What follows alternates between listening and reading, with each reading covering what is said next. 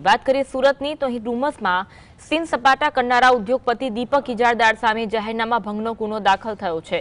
ઉદ્યોગપતિ દીપક ઇજારદારે જાહેરમાં ફટાકડા ફોડી લોકોને ધમકાવ્યા હતા।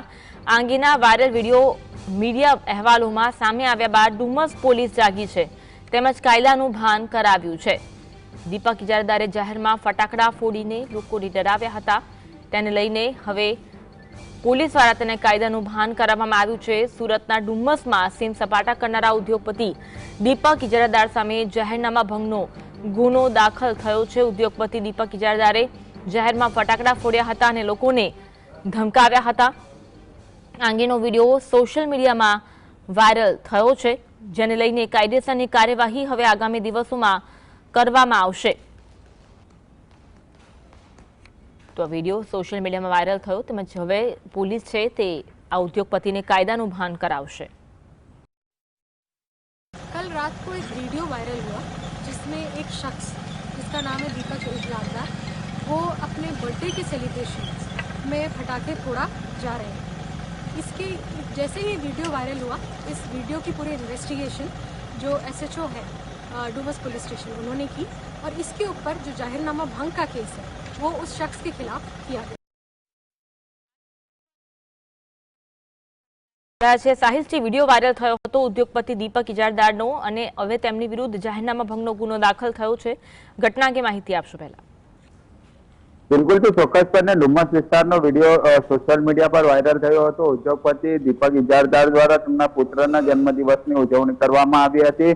તેમના પુત્રની જન્મદિવસની ઉજવણીના મારફતે રોડ પર આતશબાજી અને ફટાકડાની લૂમ લગાવવામાં આવી હતી અને તે જાહેર રોડ પર ફટાકડા ફોડી જન્મદિવસની ઉજવણીનો વિડીયો સોશિયલ મીડિયા પર વાયરલ થયો હતો। વિડીયો વાયરલ થયા બાદ અને મીડિયામાં અહેવાલો બાદ પોલીસ આખરે હરકતમાં આવી હતી અને એક્શન લેવાની કામગીરી કરવામાં આવી હતી। એટલું જ નહીં પરંતુ દીપક ઇજારદાર સુરતનું ખૂબ જ નામ જાણવામાં આવતું હોય છે અને દીપક ઇજારદાર એટલે સૌથી મોટો ઉદ્યોગપતિ ગણવામાં આવતો હોય છે અને ખાસ કરીને ત્યારે જે વિડીયો સોશિયલ મીડિયા પર વાયરલ થયો હતો, વિડીયો વાયરલ થયા બાદ પણ પોલીસ દ્વારા કોઈ કાર્યવાહી ન કરવામાં આવી હતી, પરંતુ સતત મીડિયામાં વિડીયો પ્રકાશિત થયો હતો અને બપોરે વિડીયો પોલીસના જાણે આવતાની સાથે જ ડીસીપી શેફાલી બરવાલ અને ડુમસ પોલીસ સ્ટેશનના PI દ્વારા તાત્કાલિક ધોરણે જે ઉદ્યોગપતિ દીપક ઇજારદાર છે તેમની સામે ગુનો દાખલ કરવામાં આવ્યો હતો। જાહેરનામા ભંગનો ગુનો દાખલ કરી તપાસ શરૂ કરી દેવામાં આવી હતી, પરંતુ અન્વય ચોક્કસપણે કહી શકાય જ્યારે જાહેરની અંદર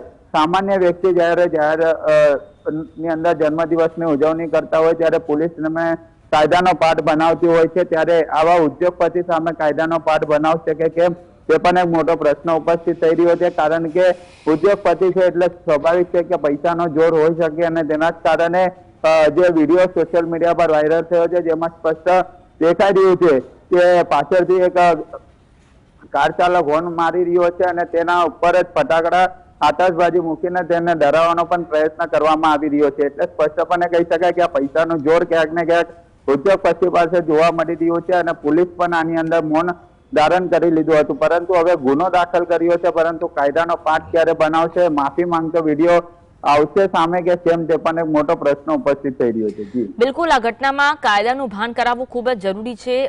એક ઉદ્યોગપતિ છે અને ત્યારે કાયદાનું ભાન થવું અને આ રીતે જાહેરમાં ફટાકડા ફોડવા, લોકોને ધમકાવવા કેટલું જોખમી સાબિત થઈ શકે છે બતાવવું ખૂબ જ જરૂરી છે। સાહિલ વિડીયો સાબિત કરી રહ્યો છે કે પાછળથી એક કાર ચાલક આવી રહ્યો છે, કારની અંદર ફેમિલી બેઠો છે અને જાહેરમાં જે ઉદ્યોગપતિ દીપક ઇજારદાર છે તે જન્મદિવસની ઉજવણી કરી રહ્યો છે અને કાર ચાલક ફોન મારીને સાઈડ આપવાની વાત પણ કરતો નજરે પડી રહ્યો છે, પરંતુ દીપક ઇજારદાર ફટાકડા તેના કાર પર મૂકીને ધમકાવતો હોય તે પણ સ્પષ્ટપણે દેખાઈ રહ્યું છે। સમગ્ર ઘટનાનો વિડીયો સોશિયલ મીડિયા પર વાયરલ થયો છે।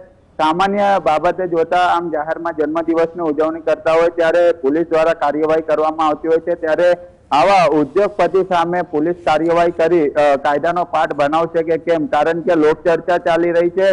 કાયદાનો પાઠ બનાવવો ખૂબ જ જરૂરી બની રહે છે, કારણ કે કારની અંદર પરિવાર સાથે હતું અને હાજર હતું અને તો પણ તેના દ્વારા કોઈ પણ પ્રકારે સાઇટ ના આપવામાં આવી હતી।